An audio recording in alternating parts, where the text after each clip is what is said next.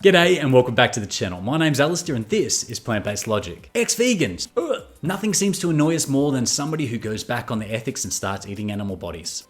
Obviously, jerks. Especially when that someone was such a huge supporter of the ethics and an ambassador for the animals. Vegan social media goes into complete and utter meltdown. Response videos are made, mean comments are sent out. In fact, death threats start flooding in on these people who have actively decided to go back to eating animals again. This hate sparks a backlash from the non-vegans, calling us some sort of cult, and all sorts of mud starts getting thrown from all directions. It's a nightmare. And at the end of the day, it's a lose-lose. And the animals are the ones who suffer the most in the end. But why do we dislike ex-vegans so much? Meat eaters make up the majority of the population. So what is the difference? It's weird. We'll praise a celebrity for eating a veggie burger or introducing more plant-based options into their lives. We get all giddy when a celebrity decides to wear cruelty-free makeup or ditch fur. Yet vegans go into a full-on apoplectic rage when a person decides to go back on their ethics and eat and use animals again. I want to do a whole video comparing veganism and cults and how I think they are completely different and how veganism is so far from a cult. It's almost the complete opposite.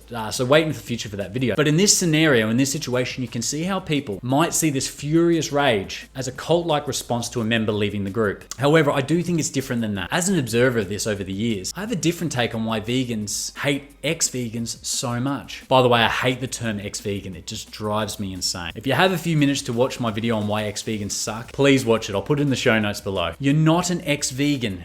You're a meat eater, just like everybody else. Stop trying to act like you're in a special club or something. You're not. You're not special. You're a meat eater.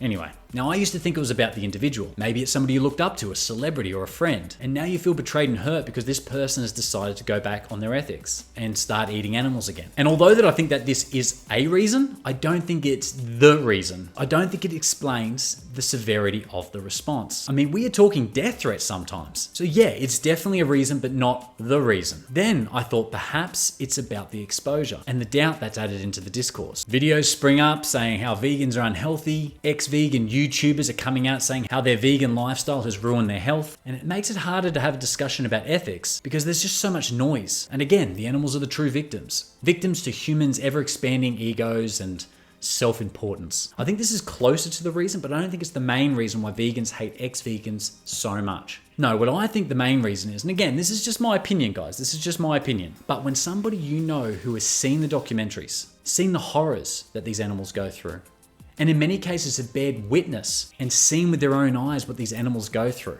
up close and personal, and they still decide to make the choice to go back and eat animals again, it highlights something. And that something is that if somebody who has made the ethical connection can go back to eating animals again, what are the chances we're going to be able to see a world where every cage is empty? It highlights how far veganism and animal rights have to go. This is an egotistical way of thinking. The appeal to futility starts brewing up inside you. You start thinking, how can Miley Cyrus, somebody who says she'd rather eat dirt than eat animals, go back and start eating animals? If she can go back and start eating animals, what hope is there that a vegan world is possible? This, ladies and gentlemen, is the feeling of helplessness and is one of the worst feelings in the world. In my video that I did on Monday, the 5 stages of grief and veganism, I touch on this a little bit. Basically, ex-vegans shine a light on the fact that we most likely won't have a vegan world in our lifetime, and possibly not even the next lifetime. So what do we do when there's nothing we can do? We riot! We react out of frustration and rage, and out of the lack of anything we can actually do.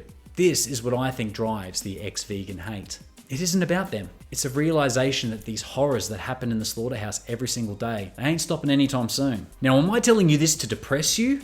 Absolutely not. I'm just saying that the next time somebody goes back on the ethics, there will always be another ex-vegan. I want you to take a step back and think, I am vegan for the animals. There'll be ups, downs, round and rounds. But in the end, it's your ethics that guide you. The vegan community continues to grow and it's pushing for better products and it's opening dialogue and different thinking. The future is vegan. Ain't nobody eating animals in the distant future, guys. We have to step back from the trees to see the forest. See where we are going and keep moving forward regardless of what some celebrity or ex-vegan YouTuber does. Accept what you cannot change and focus on what you can. Look after yourself, look after your friends and family. In the end, that's all we can do. My name is Alistair, this is Plant-Based Logic. Until next time, bye for now.